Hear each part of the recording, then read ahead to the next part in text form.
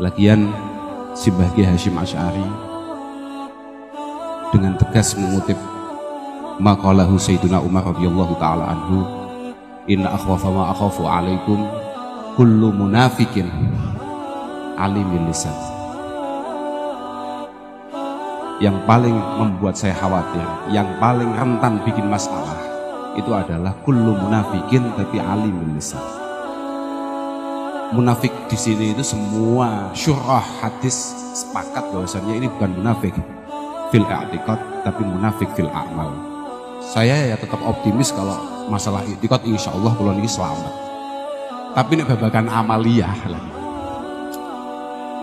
Kanten Al-Imam Al-Munawi mengatakan maksudnya munafik alimil lisan itu adalah kasiri ilmi lisan tapi jahilil qalbi wal amal. Kasiri ilmi lisan jahilil qalbi wal amal. Dia pandai, dia cakap mengolah kata, cuman sama sekali nggak keluar dari hatinya. Padahal syarat dai ngapunten nggih niku adalah kullu ma kharaja minal jadri wa qa'a fil jadr. Sampean sebagai dai, sampean sebagai duat, sampean harus mengeluarkan apapun itu dari hatimu. Kalau tidak dari hatimu, maka tidak akan nyampe ke hati siapapun. Harusnya begitu. Lah ini kullu munafikin ini maksudnya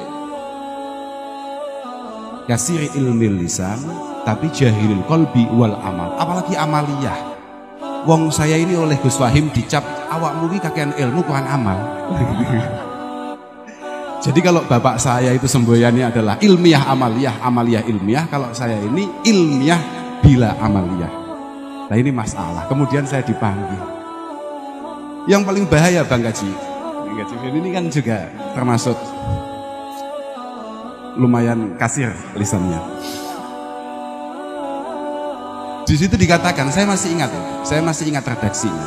Jadi ittakhadhal ilma hirfatan yata'akkalu biha wa ubbah yata'azzazu biha. Yang paling bahaya itu kita nanti ketemu kiai, ketemu pendakwah, penceramah yang ngajinya itu memang buat cari makan dan hanya buat bangga-banggaan saja. Ini masalah. Yad'u ilallahi subhanahu wa ta'ala wa yafirru huwa minhu. Setiap hari keluar dari mulutnya ajaan pada Allah subhanahu wa ta'ala, tapi wa yafirru huwa minallah wa yafirru huwa minhu ta'ala. Cuman dia sendiri itu pelari. Dia ini pelari dari Allah subhanahu wa ta'ala. Itu satu yang membuat saya jelas selalu menjawab saya tidak siap ya dipanggil ke PBNU. Kedua,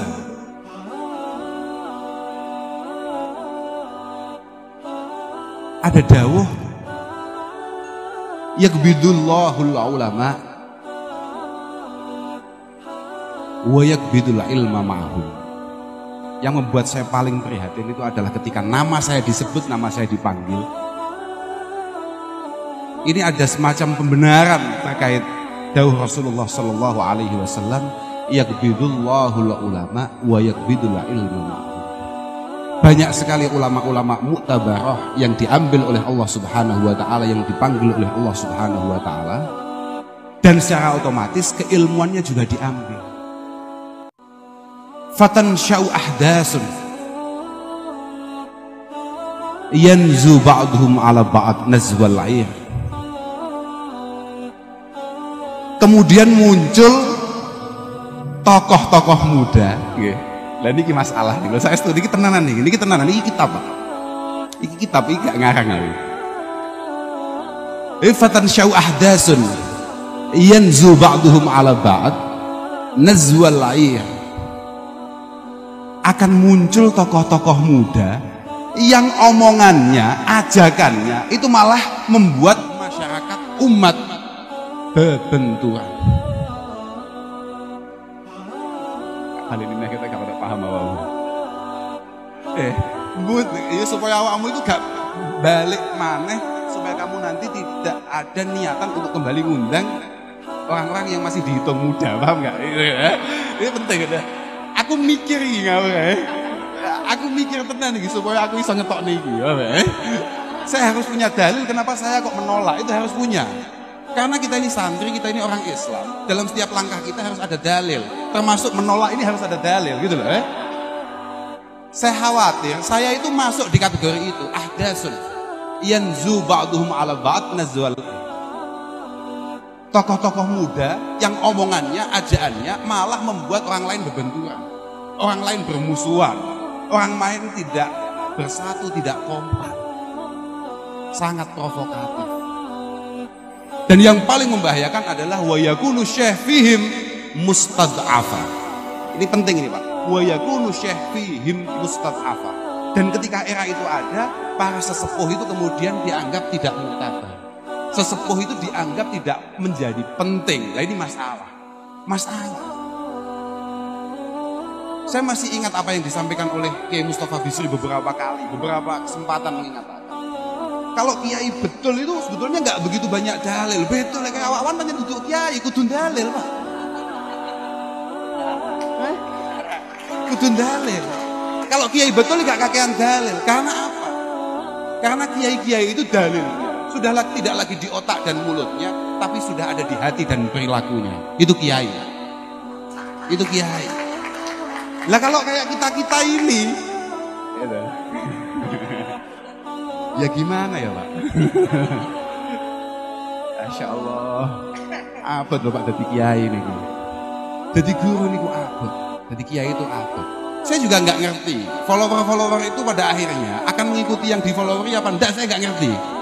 Kalau sampai itu terjadi masalah, mengapa kita ini sangat penting untuk bersolawat kepada Rasulullah Sallallahu Alaihi Wasallam? Jelas dalam kitab I'anah dikatakan itu sebagai wujud rasa syukur kita. Mengingat Allah Subhanahu Wa Taala mengatakan laulaka ma khalaqtul aflaq. Ada yang mengatakan laulaka lama khalaqtul aflaq. Kalau tidak ada Rasulullah Sallallahu Alaihi Wasallam, niscaya kalian semua tidak akan pernah tercipta.